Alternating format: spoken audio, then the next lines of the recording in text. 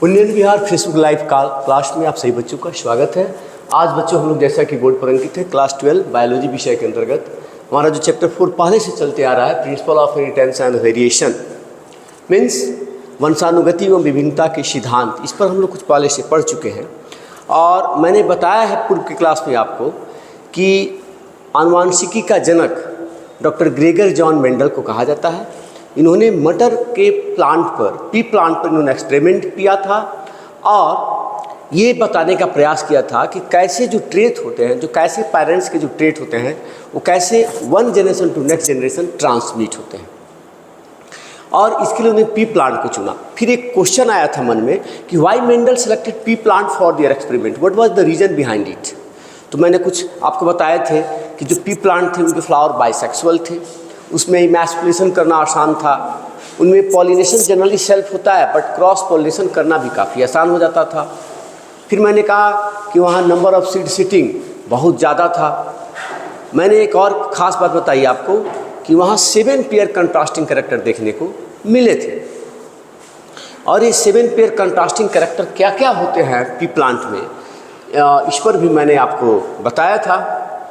तो हम देखते हैं 7 पेयर पी प्लांट का क्या क्या थे। तो जो 7 पेयर कैरेक्टर थे वो आपको ये पिछले क्लास में बताया गया था कि 7 पेयर कंट्रास्टिंग कैरेक्टर। तो 7 पेयर कंट्रास्टिंग कैरेक्टर जैसे कि आपको ये हो गया पहला कैरेक्टर, जैसे ये है स्टेम हाइट। पहला कैरेक्टर बच्चों क्या है, स्टेम हाइट, ठीक है। तो stem height may be tall may be dwarf, ठीक। उसके बाद जैसे फ्लावर पोजीशन है, flower position, where is flower in plant. तो ये था जैसे कि स्टेम हाइट का बात करते हैं, मतलब तने की लंबाई का बात करते हैं, तो उसमें लंबा और बौना। फ्लावर कहाँ है, पुष्प का स्थिति कहाँ है प्लांट में, तो उसमें एक अक्षीय और अंत्यस्थ। अक्षीय मतलब एक्सियल और अंत्यस्थ मतलब टर्मिनल। उसके बाद तीसरा जैसे इसमें कैरेक्टर था पॉड का कलर, जो फली है वो कलर ग्रीन या येलो। फिर पॉड का शेप, फली है उसका शेप कैसा है, फूला हुआ है और पिचका हुआ है, ठीक है। फिर उसी तरह से फ्लावर का colour either it is violet और वाइट, ये बैगनी है या सफ़ेद है। लाइकवाइज फिर सीड कलर है, येलो है कि ग्रीन है, सीड शेप है, राउंड है कि रिंकल है। तो ये 7 पेयर कंट्रास्टिंग कैरेक्टर भी प्लांट में पाए गए जिस पर उन्होंने वर्क किया था। मतलब मेंडल साहब के द्वारा पी प्लांट को चुने जाने के कुछ कारण थे, जिसे मैंने बताया था कि उनके पुष्प उभयलिंगी थे, उनमें विपुंसन प्रक्रिया कराना आसान था। विपुंसन मैं ऑलरेडी बता चुका हूँ कि जो उभयलिंगी पुष्प वाले पौधे हैं उनमें स्वपरागण रुकने के लिए पराग कोष को परिपक्व होने से पहले ही काट कर अलग कर देना विपुंसन कहलाता है। और ऐसा करके हम क्या कर सकते हैं, विपुंसन करके उभयलिंगी पुष्पों में स्वपरागण प्रक्रिया को रोक देते हैं। तो विपुंसन प्रक्रिया मटर के पुष्प में कराना आसान था, उसमें स्वपरागण देखने को मिलता था, उभयलिंगी पुष्प था, ठीक है। उसमें उनका जो लाइफ साइकिल था, जो जीवन काल था वो काफ़ी छोटा था। फली में जो बीज तैयार होते थे उनकी संख्या 2 से ज़्यादा थी और उसमें 7 जोड़ी विपरीत लक्षण पाए जाते थे। 7 पेयर कंट्रास्टिंग कैरेक्टर पाए जाते थे। तो ये 7 पेयर कंट्रास्टिंग कैरेक्टर क्या थे, पिछले क्लास में भी चर्चा हुआ था,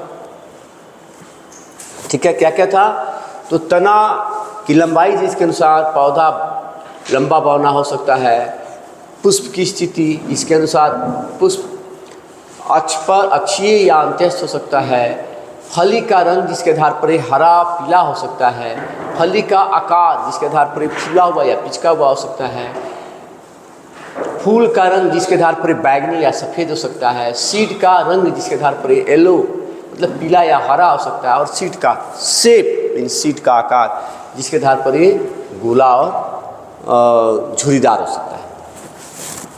यहाँ बच्चों एक और ख़ास बात है ध्यान देने वाली कि यहाँ लिखा हुआ है ना, यहाँ लिखा हुआ है, ध्यान दीजिए, यहाँ लिखा हुआ है डोमिनेंट ट्रेट, ठीक। इस साइड क्या लिखा हुआ है, डोमिनेंट ट्रेट, और इधर लिखा हुआ है रिसेसिव ट्रेट, मीन्स प्रभावी लक्षण और अप्रभावी लक्षण। तो कैरेक्टर और ट्रेट, यानी कि कैरेक्टर के ट्रेट होते हैं। अब जैसे कैरेक्टर हो गया क्या, तने की लंबाई, कैरेक्टर क्या हो गया बच्चों, स्टेम हाइट। तो जो कैरेक्टर है स्टेम हाइट, अब उसमें दो तरह के हो सकते हैं, उसमें ट्रेट जो है दो तरह के हो सकते हैं, ठीक। जैसे स्टेम हाइट एक कैरेक्टर है, तो इसका ट्रेट क्या हो सकता है, it may have different trait, either it will be tall plant और इट मे बी ड्वार्फ। ये या तो टॉल हो सकता है या ड्वार्फ हो सकता है। जैसे ये सारे कैरेक्टर हैं, मैंने जितने को राउंड किया है ये कैरेक्टर है। अब कैरेक्टर हैज़ मेनी ट्रेट्स। अब जैसे फ्लावर पोजीशन, तो अब इसका ट्रेट हो सकता है एक्सियल पोजीशन वाला फ्लावर, टर्मिनल पोजीशन वाला फ्लावर। पॉड कलर एक कैरेक्टर हुआ, अब उसमें भी कैरेक्टर का बहुत सारा ट्रेट हो सकता है। जैसे green, it may be green और इट मे बी येलो, ठीक है। तो यहाँ दो चीज़ लिखा हुआ है, एक लिखा हुआ है डोमिनेंट, जिसे हिंदी में कहते हैं प्रभावी लक्षण, ठीक, और दूसरा दिया बच्चों रिसेसिव, जिसे कहते हैं अप्रभावी लक्षण। तो ये प्रभावी और अप्रभावी का माने क्या हुआ, नहीं, ये भी तो जानना जरूरी है। प्रभावी का मतलब क्या हुआ और अप्रभावी मतलब क्या हुआ। एक्चुअल में कर बच्चों कि ये जो जैसे आप देख रहे हैं ना, यहाँ जो तना का ऊंचाई है उसमें दिया हुआ है कि जो लंबा जो लक्षण है वो प्रभावी लक्षण है और बौना वाला अप्रभावी है। तो प्रभावी करने का सेंस है कि जब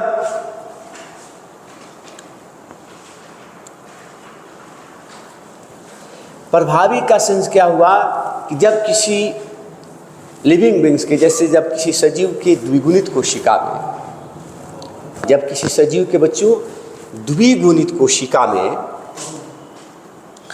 ये मतलब दो तरह के अलील साथ होते हैं। अब फिर आपके मन में आएगा कि भाई अलील क्या होता है, ठीक है। तो चलिए पहले हम लोग ये टर्मिनोलॉजी ही बात कर लेते हैं, फिर बात करेंगे, नहीं तो आगे समझ में नहीं आएगी।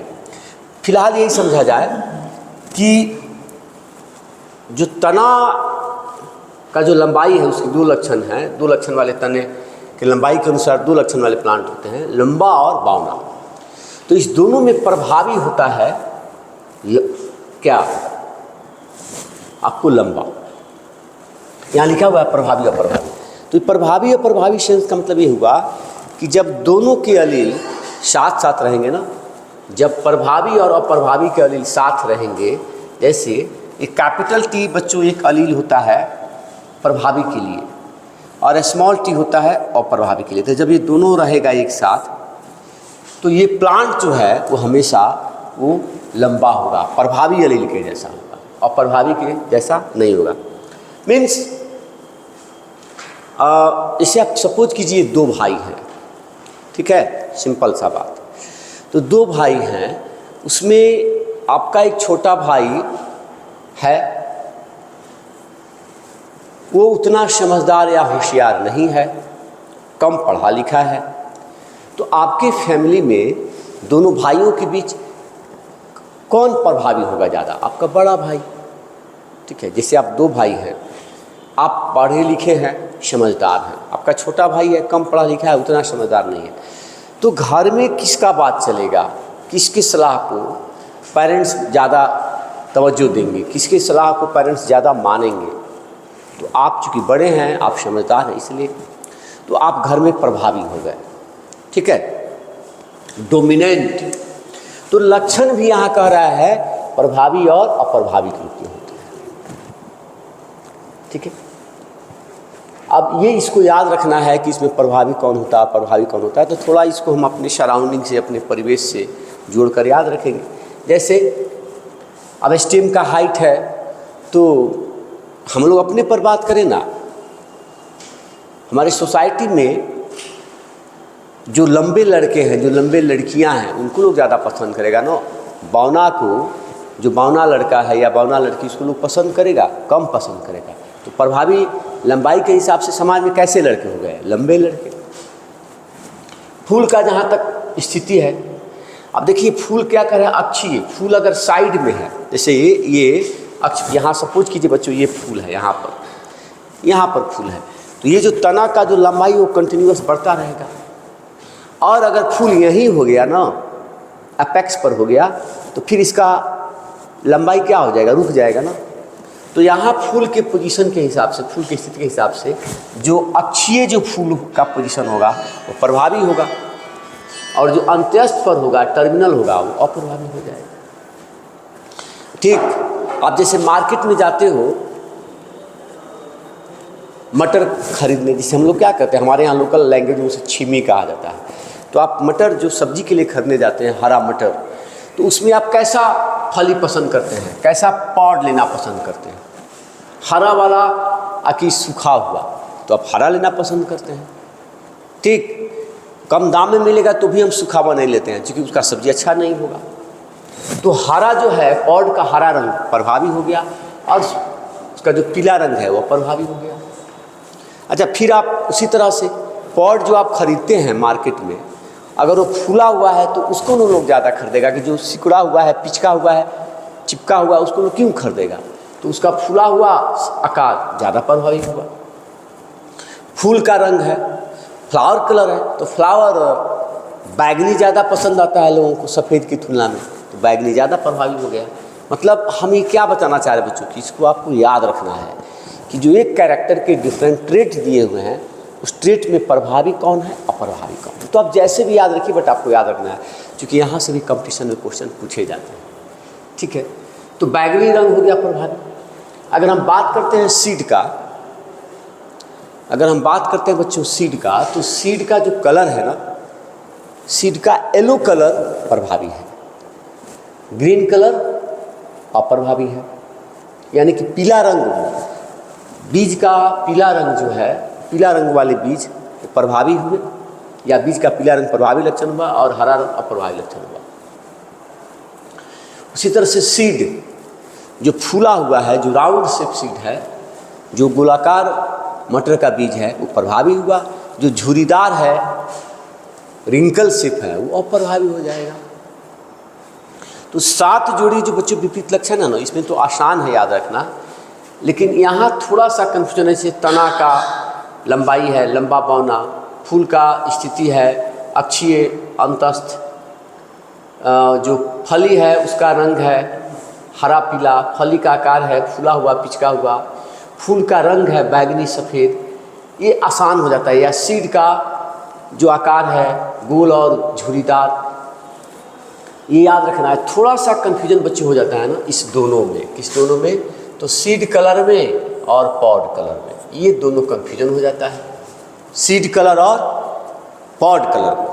यानी कि फली का रंग और बीज का रंग में हम लोग कभी कभी कंफ्यूज हो जाते हैं, और वहाँ से क्वेश्चन आता है तो गड़बड़ हो जाता है। तो जो पी से होता है पॉड, ठीक है बच्चों, तो पी से हो गया पॉड, तो पॉड का या ऐसे पॉड का प्रभावी, पॉड का जो कलर है, जो फली का रंग है, उसमें प्रभावी लक्षण क्या है उसका, तो हरा, ग्रीन। ठीक है, तो पॉड के केस में बच्चों उसका हरा रंग प्रभावी है और पीला रंग अप्रभावी है। तो हम एक याद रखें, तो अगर हम यहाँ से पी ले लें और यहाँ से जी ले लें, पीजी क्या होता है देखते हैं आप लोग। बाहर में लड़के जब आप दिल्ली जाइएगा पढ़ने, कोटा जाइएगा, तो लोग पीजी के रूप में रहते हैं। पीजी मतलब पेइंग गेस्ट। या बच्चे जो साइंस पढ़ते हैं वो क्या चाहते हैं कि हम पीजी कर लें, हम बायोलॉजी में एमएससी की डिग्री हो जाए, यानी कि पोस्ट ग्रेजुएशन की डिग्री हो जाए। या जो लोग एमबीबीएस करते हैं वो भी पीजी करते हैं एक खास फील्ड में। तो यहाँ पीजी का माने क्या हो गया, ऐसे होता है ना पोस्ट ग्रेजुएशन या पेइंग गेस्ट, तो ये पीजी याद रखिए। पीजी मतलब हो गया कि पॉड में ग्रीन कलर प्रभावी, पॉड में ग्रीन कलर डोमिनेंट, पॉड का जो ग्रीन कलर है वो डोमिनेंट है, ये याद रखिए, पॉड का ग्रीन कलर डोमिनेंट। तो पॉड का येलो कलर रिसेसिव, पॉड में फली में हरा रंग प्रभावी हो गया और पीला रंग अपरभावी हो गया। और इसको उल्टा कर दीजिए तो सीड में, सीड में क्या हो जाएगा, सीड में, सीड के केस में बीज के रंग के अगर हम बात करें, बीज के रंग का बात करें तो बीज के रंग में पीला रंग प्रभावी हो जाएगा और हरा रंग अप्रभावी हो जाएगा, ठीक उल्टा। अच्छा, एक और आपको मैं बात बता रहा हूँ, ये भी याद रखना है बच्चों कि थोड़ा सा कभी कभी कंपटीशन में आता है। जैसे ये जो पी प्लांट में मेंडल साहब के द्वारा क्या ऑब्जर्व किया गया, 7 पेयर कंट्रास्टिंग कैरेक्टर, 7 जोड़ी विपरीत लक्षण पाए गए। बच्चों ध्यान देना है, हमको पहले से पता है या नहीं है तो आप जान लें। जैसे हमारे द्विगुणित कोशिका में, हमारे द्विगुणित कोशिका में कितने गुणसूत्र पाए जाते हैं आपको पता है, सिंपल 23 पेयर, 23 जोड़े गुणसूत्र पाए जाते हैं हमारे कोशिका में। उसी तरह से मटर के एक द्विगुणित कोशिका में कितने गुणसूत्र पाए जाते हैं, याद है तो बोलो, कितना पाया जाता है बच्चों, 7 पेयर।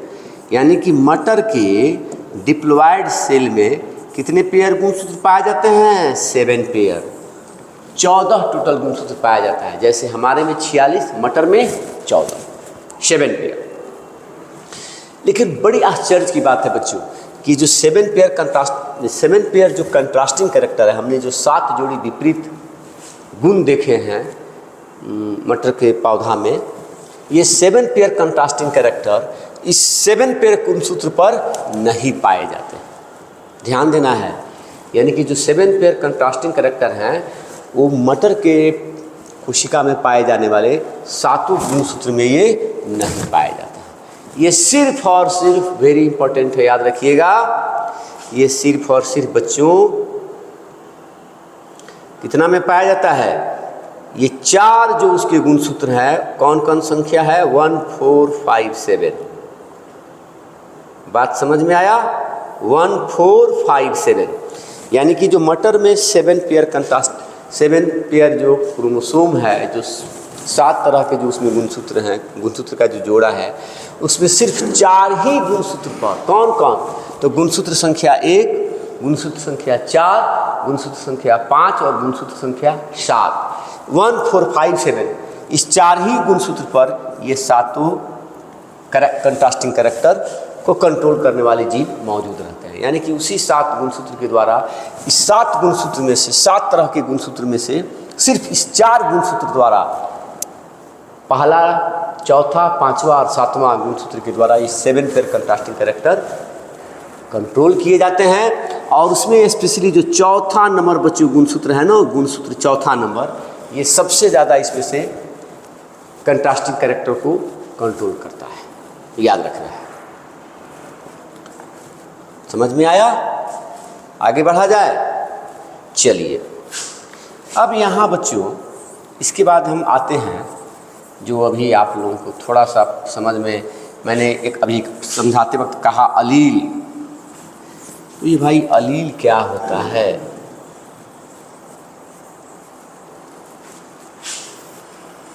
थोड़ा इसको भी देख लें। तो हमारा अब नेक्स्ट टॉपिक है क्या, हमारा बच्चों नेक्स्ट टॉपिक हो जाएगा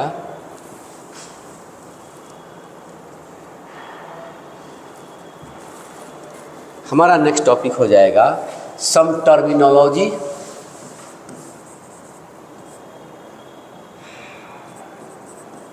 related to Mendelism, related to Mendelism.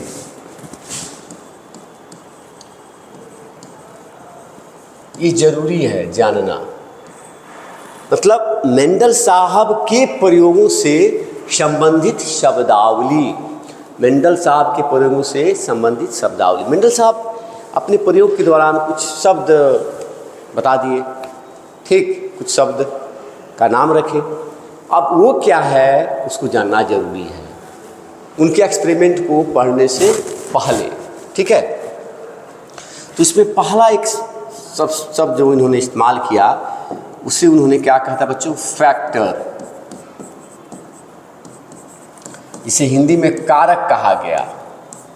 Hindi व्याकरण वाला कारक नहीं, हिंदी व्याकरण वाला कारक नहीं, याद रखना है कि मेंडल साहब का कारक, जिसे अंग्रेजी में फैक्टर कहते हैं, और वहाँ जो हिंदी व्याकरण हम लोग पढ़ते हैं बच्चों कारक, उसे अंग्रेजी में केस कहते हैं, CASE केस, यहाँ है फैक्टर। तो मेंडल साहब के कारक का मतलब क्या हुआ? मेंडल साहब के कारक या फैक्टर का मतलब हुआ character controlling site present on chromosome. Character controlling site present on chromosome, ये कारक क्या होते हैं?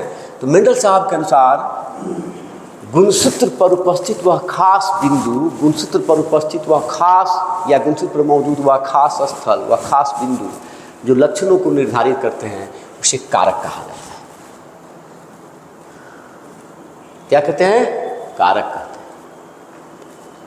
गुणसूत्र पर मौजूद वह खास बिंदु या स्थल जो लक्षणों को निर्धारित करने में मदद करते हैं, उसे कारक कहा जाता है। बात समझ में आया? यानी character controlling site present on chromosome is called factor. ठीक है। अब जैसे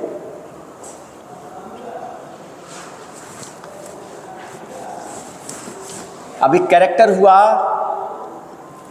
अभी हम लोग चर्चा किए थे ना यहाँ पर स्टेम हाइट। तो स्टेम हाइट को के लिए मान लिया जाए एक खास फैक्टर है T, जिसको कंट्रोल करता है। ठीक है। अब दूसरा हम देखेंगे, दूसरा एक शब्द आता है इनका अलील।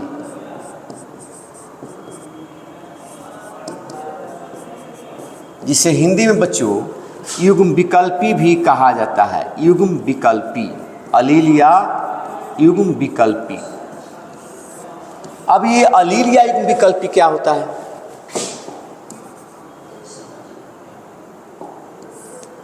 ये अलील क्या होता है बच्चों? अलील या युग्म विकल्पी का माने क्या होता है? तो यहाँ है, थोड़ा हम अंग्रेजी पहले देखते हैं फिर उसको हिंदी में समझते हैं।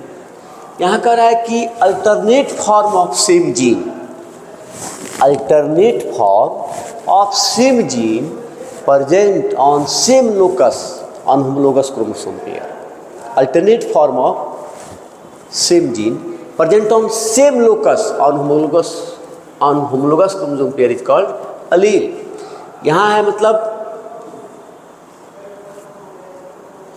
कि ये अलील क्या होते हैं? तो ये एक जीन के थोड़ा सा भिन्न रूप होते हैं। ये अलील क्या होते हैं? ये अलील जीन के थोड़ा सा भिन्न रूप होते हैं। अब जीन क्या होता है पता है ना? तो जीन को हम कहते हैं फंक्शनल यूनिट ऑफ इनहेरिटेंस, वंशानुगति की क्रियात्मक इकाई। ठीक है, फंक्शनल यूनिट ऑफ इनहेरिटेंस, वंशानुगति का क्रियात्मक इकाई को हम जीन कहते हैं। What is gene? तो फंक्शनल यूनिट ऑफ इनहेरिटेंस, वंशानुगति की क्रियात्मक इकाई को हम जीन कहते हैं। तो ये आपका है कि ये जीन के थोड़ा सा भिन्न रूप होता है अलील। ऐसे इसको हम कह सकते हैं कि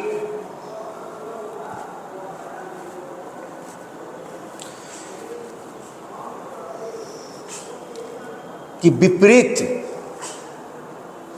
या वैकल्प माने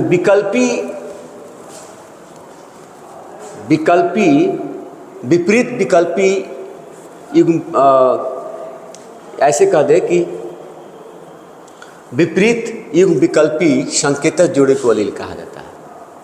ठीक है, विपरीत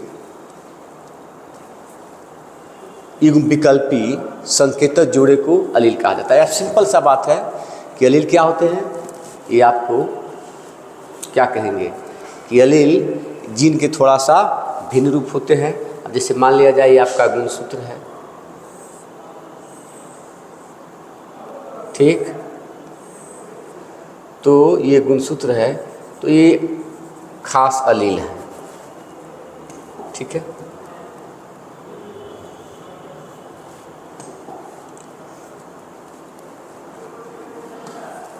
अलील है ये,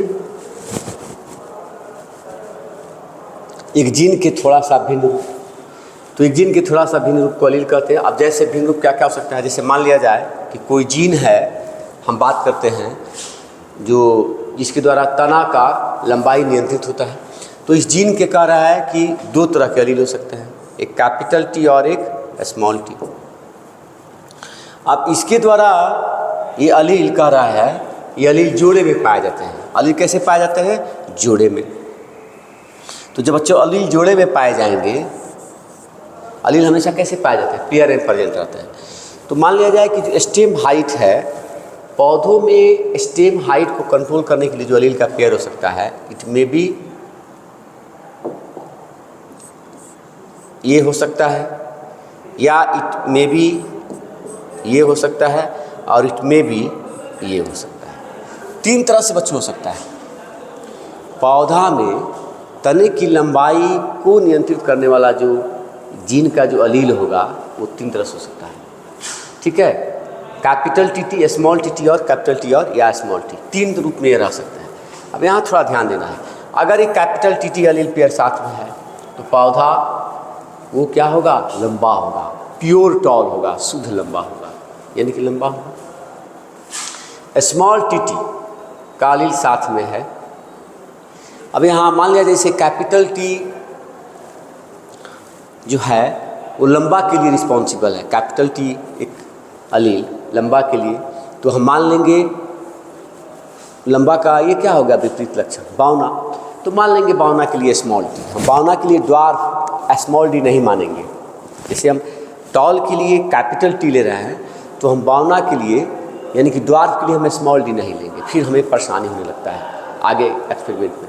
इसलिए हम कैपिटल टॉल के लिए कैपिटल टी लेंगे, तो उसका विपरीत लक्षण हुआ ड्वार्फ, उसके लिए हम स्मॉल टी ले लेंगे। तो जब स्मॉल टी अलील का पेयर रहेगा तो पौधा बावना हो जाएगा। चूँकि पता है ना, जीन गुण जो सजीवों में जो क्रोमोसोम होते हैं, जो गुणसूत्र होते हैं, वो पेयर में पाए जाते हैं।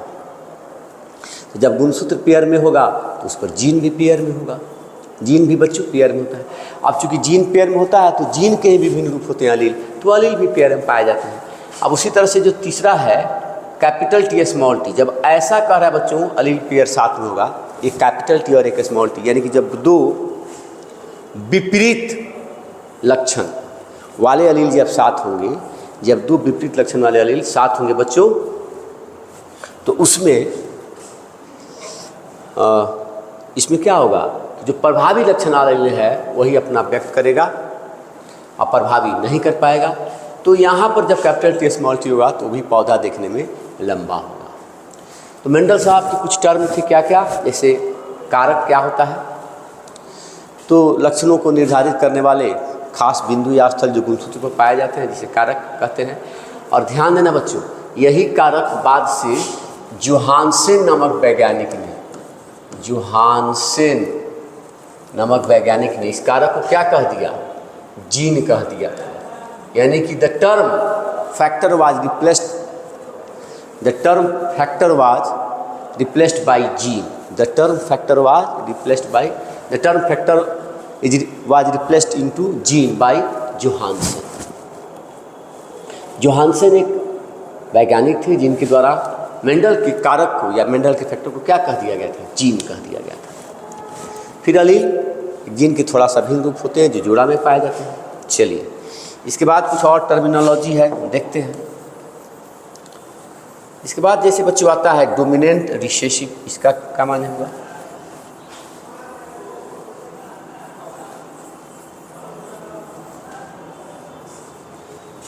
या जैसे टर्म आता है समयुग्मजी अलील,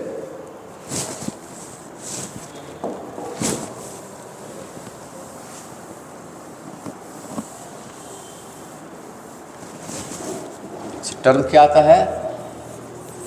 टर्म आता है बच्चों समयुग्मजी अलील, होमोजाइगस, होमोजाइगस अलील, इसे हिंदी में समयुग्मजी अलील कहते हैं। इसका क्या माने हुआ? तो कह रहा है जब किसी सजीव के द्विगुणित कोशिका में, जब किसी सजीव के डिप्लॉयड सेल में या द्विगुणित कोशिका में एक ही अलील डुप्लीकेट फॉर्म में पाया जाए, सेम अलील डुप्लीकेट फॉर्म में पाया जाता है। सेम अलील बच्चों किस में पाया जाता है?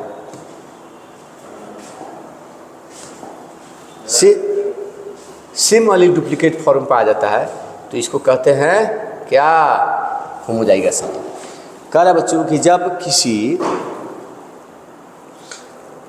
सजीव की दुगुनित कोशिका में सेम अलील डुप्लीकेट फॉर्म, यानी कि सेम अलील डुप्लीकेट फॉर्म में पाया जाए, यानी कि सेम अलील का जोड़ा पाया जाए, तो उसे होमोजाइगस अलील कहते हैं। ठीक, जैसे ये हो गया, आपको उसी तरह से आप बना सकते हैं ये। ठीक, जैसे ये या ये सारे क्या हो जाएंगे, होमोजाइगस अलील। चलिए, फिर है बच्चों हेट्रोजाइगस अलील। हेट्रोजाइगस अलील, तो ये हेट्रोजाइगस अलील क्या हो गया बच्चों? हेट्रोजाइगस अलील को हिंदी में कहते हैं विषम युग्मजीय अलील। हेट्रोजाइगस अलील को हिंदी में क्या कहेंगे? विषम युग्मजीय अलील। इसका माने क्या हुआ कि जब किसी जीव के द्विगुणित कोशिका में, जब किसी जीव के द्विगुणित कोशिका में दो अलग अलग लक्षणों के अलील साथ साथ होते हैं, तो उसे विषम युग्मजीय अलील कहते हैं। जब किसी सजीव की द्विगुणित कोशिका में दो अलग अलग लक्षणों के अलील साथ होते हैं, तो उसे क्या कहते हैं? विषम युग्मजीय कहते हैं। जैसे ये कैपिटल टी स्मॉल टी, मान लिया जाए capital A small A, capital B small B, ये सब क्या हो गए? ये विषम युग्मजीय अलील। चलिए, फिर अब इसी में टर्म आएगा डोमिनेंट अलील क्या होता है, रिसेसिव अलील क्या होता है। तो चलिए डोमिनेंट अलील भी देख लेते हैं, रिसेसिव अलील भी देख लेते हैं। हमने देखा होमोजाइगस हेट्रोजाइगस का माने क्या हुआ।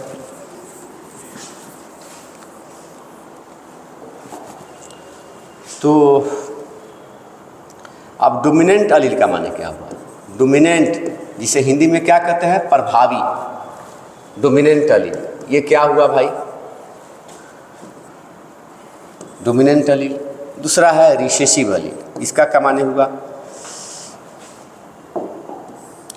मतलब प्रभावी और अप्रभावी अलील कहने का सेंस क्या हुआ, ये थोड़ा हम लोग समझ लें। प्रभावी और अप्रभावी अलील, प्रभावी और अप्रभावी अलील। अब देखिए ध्यान से, कह रहा है कि जब विषम युग्मजीय, जैसे हमने अभी कहा था ना होमोजाइगस अलील और हेट्रोजाइगस अलील, तो कह रहा है कि जब विषम युग्मजीय अलील प्रेजेंट हो किसी सेल के अंदर, कैसा अलील प्रेजेंट हो बच्चों? तो हेट्रोजाइगस फॉर्म में, यानी कि विषम युग्मजीय अलील पेयर प्रेजेंट हो, तो उसमें वह अलील जो अपना लक्षण व्यक्त कर पाता है उसे हम डोमिनेंट अलील कहते हैं। जैसे यहाँ जब कैपिटल टी स्मॉल टी साथ साथ है, तो इसमें कैपिटल टी लंबा, जैसे यहाँ लंबा और बौना वाला अलील साथ साथ है, तो इसमें लंबा वाला अलील अपना लक्षण व्यक्त करेगा और बौना वाला अलील का लक्षण दब जाएगा। तो इसमें जो कैपिटल टी वाला जो अलील है या जो लंबा अलील है उसे हम कहेंगे डोमिनेंट अलील। यानी कि यहाँ बच्चों ये क्या हो गया? यहाँ आप कहिएगा कैपिटल टी यहाँ डोमिनेंट है, ठीक, और ये ऐसे पूरा है क्या देखने में? ये तो पूरा आपका टॉल हुआ, प्लांट देखने में टॉल होगा। जब कैपिटल टी, यानी कि जब लंबा और बौना दोनों का अलील साथ होगा, तो उससे जो प्लांट बनेगा वो देखने में क्या होगा? टॉल होगा। यानी कि यहाँ कैपिटल टी अपना लक्षण प्रदर्शित कर पाया और स्मॉल टी नहीं कर पाया, तो ये जो लंबा वाला या जो कैपिटल टी है उसे हम डोमिनेंट अलील कहते हैं। ठीक उसी तरह से रिसेसिव अलील का माने क्या होगा? तो सेम चीज़ बच्चों, सेम चीज़। अब यहाँ चूँकि कैपिटल टी और स्मॉल टी साथ है, कोई भी हम ले सकते हैं, कलर के लिए भी ले सकते हैं या इसी में देख के समझ सकते हैं। तो जब ऐसा अलील पेयर है, प्लांट क्या है बच्चों? टॉल है।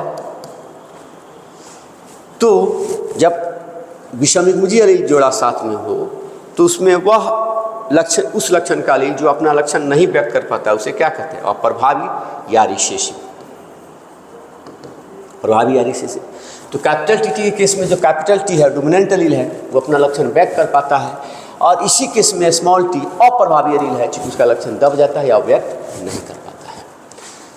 ठीक है, तो ये बच्चों था आज का। हम लोग देख रहे थे सम टर्मिनोलॉजी रिलेटेड टू मेंडलिज्म, मतलब मेंडल साहब के प्रयोग से संबंधित कुछ शब्दावली जो आपको आगे इनके प्रयोग को समझने में मदद करेगा और हमें सहूलियत होगी पढ़ने में। ठीक है, तो अगले क्लास में हम लोग मिलते हैं और बड़ा ही इंटरेस्टिंग रहेगा। मेंडल साहब के मोनोहाइब्रिड क्रॉस को लेकर के। यानी कि मेंडल साहब ने कैसे दो प्लांट लिए जो एक एक लक्षण में अलग थे। जैसे उन्होंने लंबा पौधा लिया, दूसरा बौना पौधा लिया, या एक पौधा लिया जो बैगनी था जिसका फूल, दूसरे का सफ़ेद था, या एक पौधा लिया जिसका बीज गोला था और दूसरे का झुर्रीदार था। तो ऐसे एक एक लक्षण में, खास एक एक लक्षण में अलग पौधा को साथ लेकर के उनके बीच संकरण कराया, तो उनको क्या देखने को मिला, कैसे लक्षण एक पीढ़ी से दूसरी पीढ़ी में ट्रांसफ़र हुए, इस पर उन्हें एक्सपेरिमेंट किया है। तो इसको हम लोग देखेंगे अगले क्लास में, जो काफ़ी इंटरेस्टिंग होगा। आप थोड़ा बुक पढ़ने का आदत डालिए, पढ़िए। कहीं कोई आपके मन में डाउट हो तो कमेंट बॉक्स में लिखिए। मिलते हैं अगले क्लास में, तब तक के लिए आप सबको बहुत बहुत धन्यवाद।